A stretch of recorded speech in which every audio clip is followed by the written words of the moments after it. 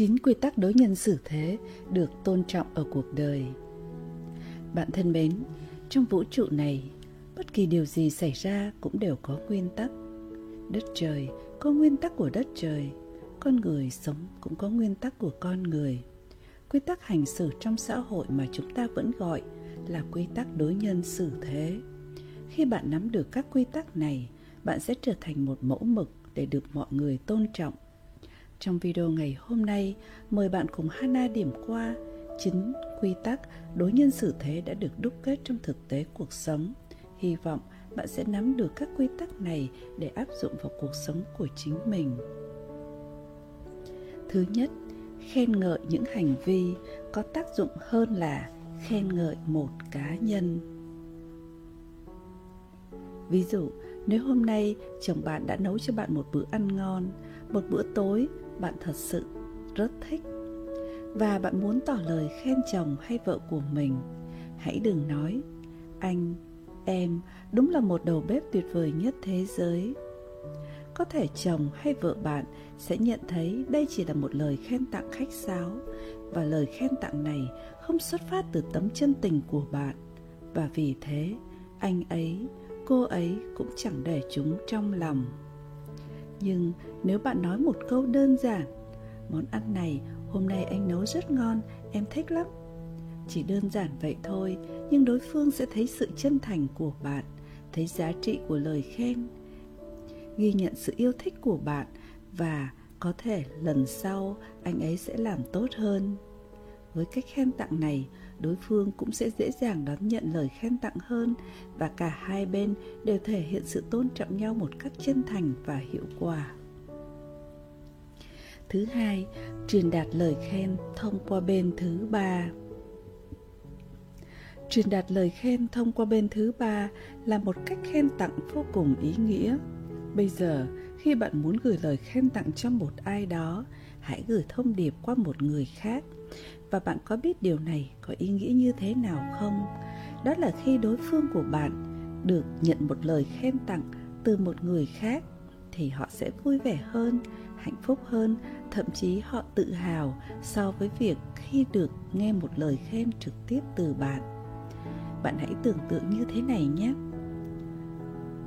Bạn nghe một người nói với mình một câu như sau: trời, bạn biết không, Hana khen bạn rất chu đáo, rất nhiệt tình và trách nhiệm, làm việc với bạn rất là yên tâm, vì vậy hôm nay tôi tìm bạn nè.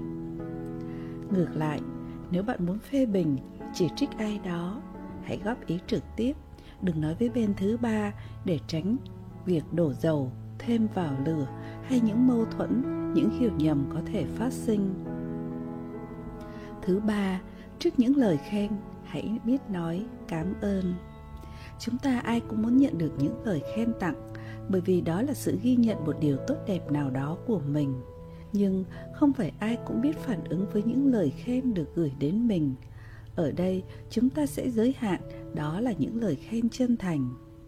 Khi nhận được lời khen ngợi chân thành, bạn hãy đón nhận nó với tâm thế vui vẻ, đồng nghĩa là bạn đón nhận tấm lòng của người trao tặng lời khen.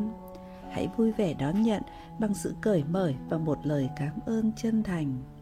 Nếu bạn liên tục tỏ ra khiêm tốn, từ chối nhận lời khen kiểu như: anh nói quá lời rồi, tôi đâu có được như vậy đâu, trời ơi tôi dở lắm, bạn cứ chối đầy đẩy mọi lời khen tặng dành cho bạn, khi đó nó không còn là sự khiêm tốn cần thiết. Câu chuyện vô tình bị bạn đưa đến thế bế tắc. Cuộc nói chuyện vô tình vì thế mà trở nên khách sáo và mất tự nhiên hơn. Ví dụ, khi ai đó khen bạn: hôm nay bạn mặc bộ đồ này đẹp quá, bạn hãy nói: cảm ơn bạn, mình thích bộ này lắm. Một cách thật tự nhiên, bạn cũng đã đồng ý với gu thẩm mỹ của người khen, và các bạn đang có những điểm chung. Một cách khác, bạn nghĩ sao nếu bạn nhận được câu trả lời: trời, đẹp gì, tôi mặc đại để chạy đến đây ấy mà. Có thể đối phương sẽ cảm thấy xấu hổ vì một lời khen thật sự đã vô nghĩa, và bạn vô tình đã xây một khoảng cách giữa hai người. Thứ tư, rộng lượng với đối thủ hoặc với người mình không ưa. Chúng ta ai cũng muốn được vui vẻ, được mọi người tôn trọng và yêu quý. Tuy nhiên, để được tất cả mọi người yêu thương và tôn trọng là một điều rất khó, nếu như không muốn nói là không thể. Cũng như vậy, mình cũng không thể nào có thiện cảm hay vui vẻ với tất cả mọi người. Sẽ có những người mình không thích, mình không ưa, và họ cũng không thích, không ưa mình. Vậy làm thế nào để giữ một thái độ trung dung, ôn hòa? Bạn cần lưu ý, trước mặt mọi người, đừng nên tỏ thái độ khó chịu với những người bạn không ưa trong cuộc sống cá nhân hay cả với đối tác trong kinh doanh. Khi đối diện với những người mình không ưa, đặc biệt họ lại là những người đã có những thành tựu nhất định trong xã hội, mà có thể bạn cũng đang ước mơ được như họ. Hãy nói chuyện với họ về những đề tài vui vẻ, không gây cảm giác khó chịu cho cả hai bên. Dù trong lòng bạn nghĩ như thế nào về đối phương, bạn vẫn phải thể hiện sự rộng lượng, phóng khoáng và tôn trọng đối với họ. Đó cũng chính là cách để họ phải nể trọng mình. Thứ 5, phê bình phụ thuộc vào mối quan hệ. Sự góp ý, phê bình chân thành luôn là nền tảng cho sự học hỏi và phát triển của mỗi cá nhân. Khi chúng ta góp ý, phê bình với ai, chúng ta luôn mong muốn rằng họ sẽ rút kinh nghiệm, sẽ sửa chữa và họ sẽ hoàn thiện bản thân mình. Đó là sự góp ý vô cùng giá trị.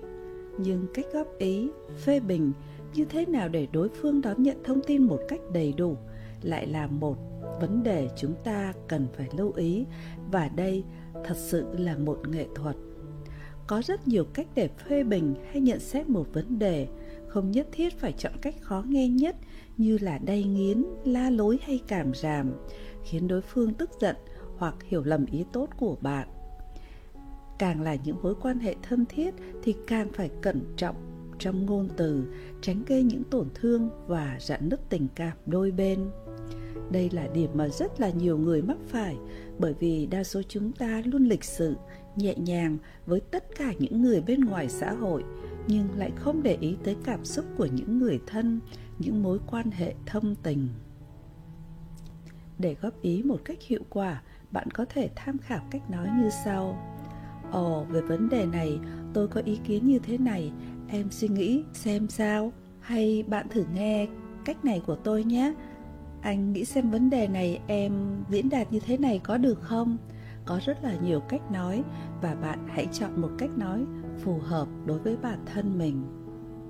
Thứ 6, thời điểm phê bình cũng vô cùng quan trọng.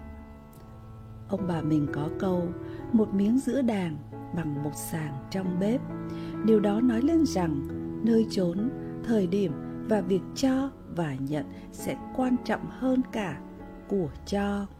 Cũng như vậy, lời góp ý của bạn dù rất giá trị, nhưng nếu không đúng thời điểm, không đúng nơi chốn, thì vô tình bạn đã làm hỏng toàn bộ những mong muốn đầy thiện chí của mình.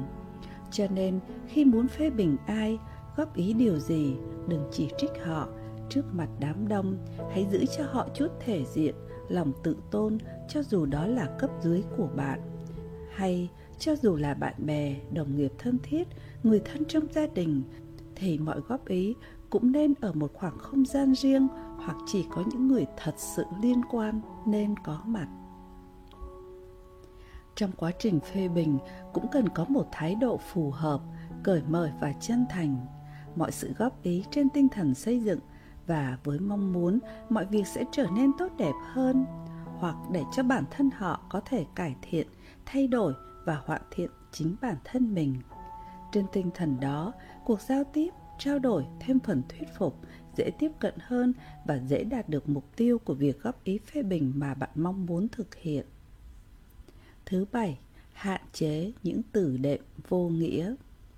Những từ đệm là cần thiết để cuộc hội thoại có thêm màu sắc, tự nhiên. Nhưng nếu bạn không kiểm soát được những từ đệm và dùng chúng một cách quá thường xuyên, thì câu chuyện hay cuộc hội thoại của bạn sẽ có cảm giác mệt mỏi, lòng vòng, thiếu trọng tâm. Việc một số người quen với việc thêm các từ đệm kiểu như và rất là nhiều từ đệm vô nghĩa trong câu nói của mình sẽ khiến người nghe rơi vào cảm giác mệt mỏi và đôi khi mất hứng thú. Trong những trường hợp trang trọng hoặc khi giao tiếp với những người khó tính, những từ đệm vô nghĩa sẽ là nguyên nhân khiến lời nói của bạn bị suy giảm đáng kể về độ tin cậy. Thứ 8, đừng nghĩ rằng mọi người đều biết bạn. Hãy đừng có kết luận rằng bạn là trung tâm của vũ trụ và mọi người đều nhớ, đều biết bạn. Khi đối diện với những người đã gặp, bạn biết rằng mình biết người đó, nhưng điều đó không có nghĩa rằng họ cũng biết và nhớ bạn. Cho nên với những mối quan hệ không thân thiết và ở mức độ xã giao, nếu bạn gặp lại họ, đừng bao giờ hỏi, bạn có nhớ tôi không? Chúng ta đã gặp nhau ở ABC nào đó. Trong trường hợp này, nếu lỡ đối phương không thể nhớ ra, thì bạn đã vô tình đẩy họ vào một tình huống mà họ có thể sẽ rất ngại ngùng, vì họ có cảm giác rằng, ồ, mình thật là thất lễ. Vậy, cách tốt nhất là bạn nên giới thiệu chính bản thân mình. Xin chào, tôi là ABC, tôi nghĩ là chúng ta đã gặp nhau ở đâu đó rồi, rất vui được gặp lại bạn ngày hôm nay. Và từ đó, bạn sẽ tiếp tục câu chuyện để hai bên cùng nhận ra nhau trong một tâm thái rất thân thiện và thoải mái. Thứ 9, từ chối cũng cần có lễ độ. Từ chối là một nghệ thuật cần phải học hỏi và bạn phải là người dám nói không với những điều bạn không thích. Nhưng nói không hay từ chối như thế nào để không mất lòng là một điều mà chúng ta cần phải xem xét. Ví dụ, trong một bữa tiệc, chủ nhà hay là trên một bàn tiệc có người ngồi bên cạnh, chủ nhà hay người bên cạnh đó muốn giới thiệu bạn thử một món ăn nào đó, nhưng bạn không thích món đó. Thay vì nói, tôi không thích món này, bạn có thể trả lời rằng, xin lỗi, món này rất ngon, nhưng mà bây giờ toàn bộ tâm hồn tôi đang để hết vào món kia rồi. Gia chủ hay người bên cạnh sẽ không cảm thấy mất mặt khi bị từ chối. Hơn nữa, họ còn cảm nhận được sự nhiệt tình và vui vẻ của bạn trong bữa cơm này. Và nếu khi đã no, bạn có thể thốt lên rằng, mấy món này ngon quá, tôi đã ăn nhiều lắm rồi, ước gì tôi có cái bụng to hơn để ăn thêm. Hoặc trong các buổi xã giao, bạn được mời uống bia hay uống rượu, nhưng bạn không thể uống. Bạn đừng chỉ nói rằng, tôi không uống được rượu, tôi không uống được bia. Và với tinh thần hài hước, hãy dí dỏm nói với họ rằng, tôi xung phong rót rượu cho mọi người, chỉ ngửi mùi rượu thôi tôi cũng đã đủ say rồi đây này. Bạn thân mến, với 9 quy tắc đối nhân xử thế, nhẹ nhàng, lịch sự, chân thành này, bạn hoàn toàn có thể làm chủ mọi tình huống giao tiếp mà vẫn không đánh mất sự thân thiện mà bạn có được và vẫn đạt được sự tôn trọng của mọi người. 9 quy tắc này hoàn toàn không khó và nó là chìa khóa hữu hiệu để bạn áp dụng trong mọi tình huống giao tiếp. Hana chúc bạn thành công trong cuộc sống và cảm ơn bạn đã đồng hành cùng với chương trình Epitome. Xin cảm ơn bạn, cảm ơn và cảm ơn.